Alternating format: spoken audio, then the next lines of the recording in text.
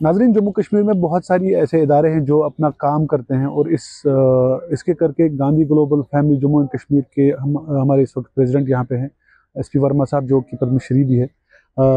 वर्मा साहब, आप जम्मू एंड कश्मीर में बहुत अरसे से काम कर रहे हैं और जिसके लिए आपका काम जो है सराहा भी गया और आपको पद्मश्री भी मिला इसके लिए। तो अभी किन प्रोग्राम्स पे आप काम कर रहे हैं और कैसा काम चल रहा है आपका यहाँ पे?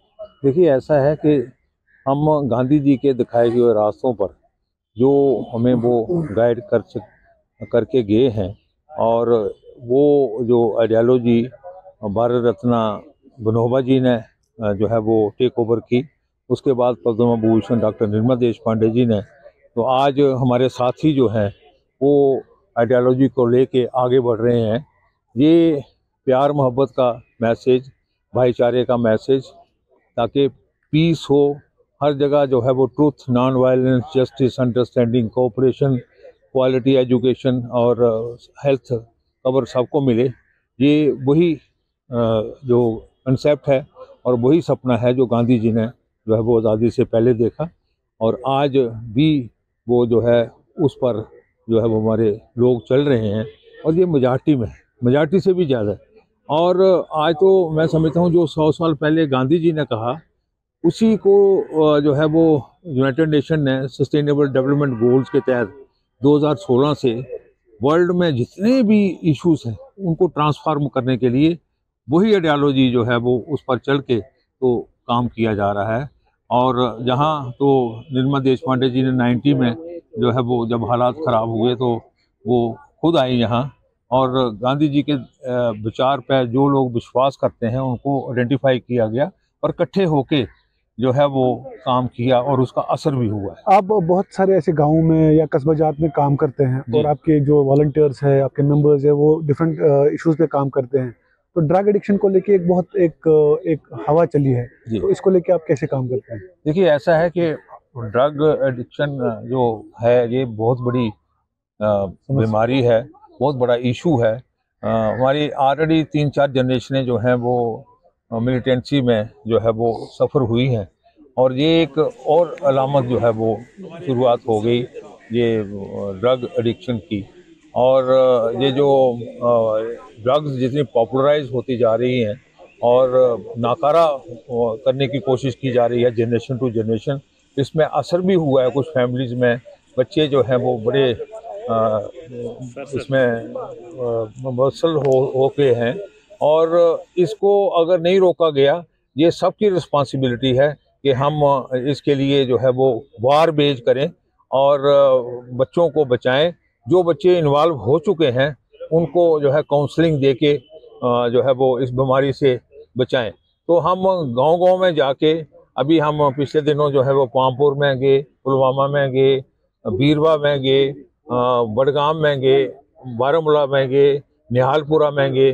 तो मैं समझता हूँ कि इन दिनों में हमारी कमेटियाँ बनी हुई हैं और वो सैकड़ों की तादाद में बच्चे, उनके माता पिता और प्रोमिनेंट सिटीजन जो हैं वो इकट्ठे होके एक बड़ा एक्शन प्लान बना रहे हैं, और वो उस पर काम कर रहे हैं, और अवेयरनेस क्रिएट की जा रही है कि कितना नुकसान होता है जब हम ड्रग्स लेते हैं। पीस को लेके आप बहुत काम करते हैं, और पीस का जो मैसेज है ये देने के लिए आप सोसाइटी में डिफरेंट लेवल्स पे काम करते हैं।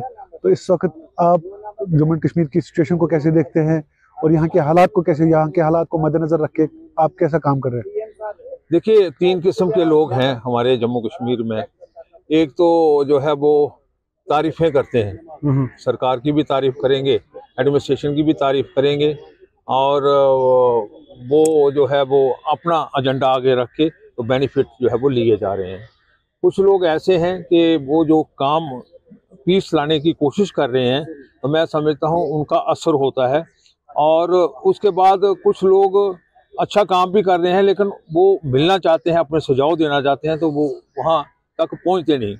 तो मुझे लगता है कि आज सबसे ज़्यादा अगर कोई ज़रूरत है ग्रास रूट लेवल से फीडबैक लेना और लोगों के सुझाव लेना। जो आज मीटिंग हुई है, सुझाव लिए गए हैं कि हम पीस कैसे ला सकते हैं, जो इश्यूज़ हैं हमारे पीस के कंपोनेंट्स हैं वो उसको कैसे जो है वो हम उसमें अवेयरनेस क्रिएट करें और पीस आए, जिसमें गवर्नमेंट भी है, पॉलिटिशियंस भी हैं, एडमिनिस्ट्रेशन भी है, पंचायती राज इंस्टीट्यूशंस भी हैं, लोकल बॉडीज वाले भी हैं, सिविल सोसाइटी वाले भी हैं। एक बाकायदा इकट्ठे होकर अगर हम काम करेंगे तो मुझे लगता है कि पीस आ सकता है, पॉसिबल है। और आपकी क्या मैसेज रहेगी पूरी जम्मू की? मुझे लगता है कि गांधी जी ने जो 100 साल पहले जो कहा था वही लेके तो यूएनओ जो है वो चल रहा है। जो जितने भी इश्यूज दुनिया में हैं और UN sustainable development goals promote कर रहे हैं, और 193 कंट्रीज जो एसोसिएटेड हैं, एफिलिएटेड हैं यूएनओ के साथ, उन्होंने सब ने सिग्नेचर किए हैं उस पर और एग्री किया है। तो मैं समझता हूँ कि अगर यूएनओ जो है वो गांधी जी के ऊपर जो है वो विश्वास करके तो वो ट्रांसफॉर्म कर रहा है वर्ल्ड।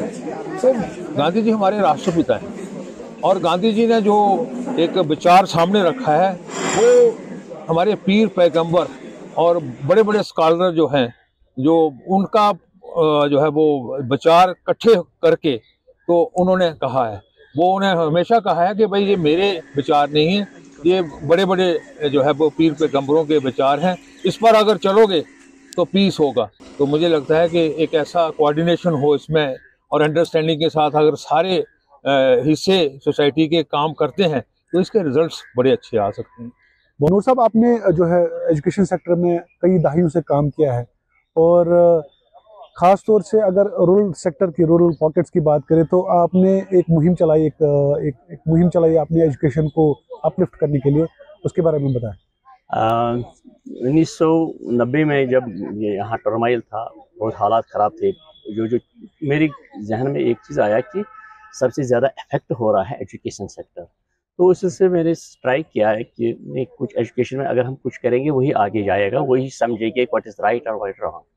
तो उस सिलसिले में हमने एक कोशिश की, हमने एक इंस्टीट्यूशन एस्टेब्लिश करने की कोशिश की। आहिस्ता आहिस्ता वो institution RMP higher secondary school के नाम से बना और वो रूरल मिशन एजुकेशन सोसाइटी चलाती थी। तो आखिर में वो उसको हायर सेकेंडरी लेवल तक चढ़ाया और इस सिलसिले में वो हालात ऐसे थे कि बच्चा शाम 5 बजे के बाद निकलता नहीं था। तो मुझे ये भी जहन में आता था कि हम इनको कैसे एक्सपोजर देंगे, इसको बच्चों को क्या देंगे। ये शाम को देखते वो सिर्फ शाम को घर में बैठते थे, सुबह स्कूल आते, बस इतनी एक्टिविटी। हमने कोशिश की इनको ऐसी एक्टिविटी देंगे ताकि इनका जहन ब्रॉड माइंडेड बन जाए। और उस कोशिश में एक कोशिश की हमने अच्छी एजुकेशन देने की। तो इंशाल्लाह वो एरिया में पता है सबको कितने स्टूडेंट्स निकले हैं, अच्छा एजुकेशन कैसा दिया है। सबको बहुत सारे केस ऑफिसर्स है, डॉक्टर्स है, जर्नलिस्ट्स है, वो अच्छे इंसान भी बने हैं, इंशाल्लाह वो खुद कहेंगे। तो उन दिनों बहुत मुश्किल था और हमने तकरीबन 200-250 बच्चे लिए वहाँ। हमने उनको मुंबई दिखाया। हमारा मकसद ही नहीं था, हमारा मकसद था उनको एक्सपोजर देना, क्योंकि उनको वहाँ साइंटिफिक सेंटर दिखाया, उनको वहाँ जो उस वक्त के सेलिब्रिटीज़ थे, हीरोज़ थे, मतलब शाहरुख खान थे, उस मिलवाया। एक बच्चे से वो मिला, वो उस वक्त रिकित रोशन थे, एक बच्चे से वो मिला, उनसे इंटरेक्शन, वो बच्चे बहुत खुश हो गए, एंथस्ट हो गए। अब मसला है ये ड्रग्स वगैरह, ये जो बहुत सारे अब हो गए हैं, इसमें सबसे पहले अपने वालिदैन की जिम्मेदारी है। और उसके बाद अगर इंस्टीट्यूशन इसमें, हर एक इंस्टीट्यूशन जो बड़ा हो, अगर कम से कम एक कैरियर काउंसलिंग सेल और इसका वो मॉनिटरिंग सेल रखेंगे, वो देखेंगे किसी बच्चे का कोई बिहेवियर ऐसा ना हो कि वो हट के है। अगर वो उसको ग्रॉस रूट लेवल पे ओरिजिन में ही उसको पकड़े, तो और उसको ये नहीं करना कि वो उसको बाहर से देखे, नहीं, उसको तरीके से कॉन्फिडेंशियली पहले उसको अपने कॉन्फिडेंस में लाए। और मुझे पूरा उम्मीद है कि सबसे बेस्ट जो टीचर का होता है उसको पूरा उसका उस पर भरोसा होता है, वो ये आसानी है। जब ये पीक पर जाता है उसको बहुत मुश्किल है, क्योंकि वो रस्सी हाथ से निकलती होती है। इसलिए मेरा यही आइडिया था, अगर हर कॉलेज, हर हायर सेकेंडरी में एक सेल रिडक्शन, ये नहीं हम करेंगे वो उनको डी एडिक्शन करेंगे, एक काउंसलिंग सेल रहे, बाज़ाब्ता उनको अवेयर करें, उससे क्या होता है, इससे क्या होता है, इससे क्या होता है, तो इस पर हम पूरा काबू पा सकते हैं। सबसे पहले एक यही नहीं कि ड्रग एडिक्शन, जो बच्चा ड्रग एडिक्ट में हो गया तो उससे पूरी फैमिली, पूरी सोसाइटी और पूरी उसके रिलेटिव्स असरअंदाज होते हैं। शुक्रिया। नाज़रीन, नूर मोहम्मद वानी 1990s में बडगाम के एक ज़िले से एक आइडिया लेके आते हैं, जिसमें ये अपना स्कूल जो है रूरल पॉकेट में स्टार्ट करते हैं, जिसका नाम रूरल मिशन पब्लिक स्कूल होता है। और डिफरेंट पॉकेट्स, रूरल पॉकेट्स के बच्चों को तालीम देते हैं और फिर उनको एक्सपोजर देने के लिए बहुत काविशें करते हैं। तो ये मुहिम इन्होंने बडगाम से स्टार्ट की और फिर इसको आगे भी लिया इन्होंने। और आज इनके जो है ज़रीन ख्यालात इन्होंने हमारे साथ शेयर किए कि हम डिफरेंट इश्यूज़ को कैसे टैकल कर सकते हैं। आवाज़ द वॉइस के साथ नज़ीर गनाई, श्रीनगर।